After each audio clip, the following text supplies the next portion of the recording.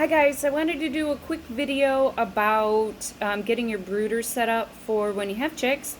There are a few different types of feeders and waters that you can use, and I think I've probably used anywhere from an egg carton with feed in it to a variety of different things, and I just want to give some options in my opinions. I broke my wrist and my arm a year and a half ago, and so things to twist have been kind of hard for me. So I've gone from some of the mason jar type of feeders to more of a top fill feeder. So that's worked better for me, but I'll show you kind of what I'm talking about. You have these types of feeders that you can buy at Tractor Supply. You just get a mason jar, you fill the feed up, put it in here and dump it, and there you go. And so depending on how many chicks you have, you can use different size mason jars. I found this at Blaine's last year. This is a smaller version of the top fill feeders. So it's just a smaller, I don't even know how big it was, but I think the other ones are a couple pounds. This is just a smaller version, so I can put it right inside the brooder, and it doesn't take up a lot of space like a full-size feeder would. So this is what I've moved on to. Actually, honestly, first, when the babies are first hatched and I put them in there to begin with, I just throw feed right on the floor of my brooder. I don't even go with the bigger feeders until they're a day old or so. That way they figure it out a little bit easier that way, in my opinion. I mean, that's just my opinion.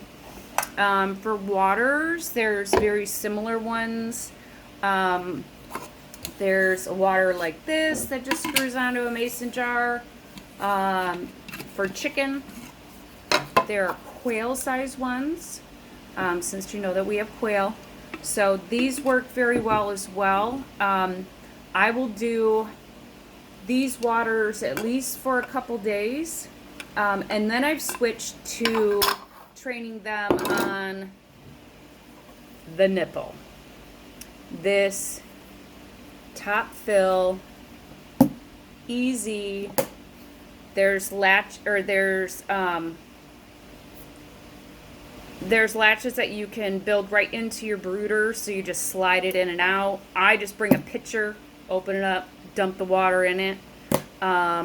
In some of my bigger setups that I'm going to do, I'll show you a video for these next million chickens that I'm hatching. I'll show you setup. I'll have several of these around. And then Greg made cut one of these down. It's a post. And so it's just about the right height.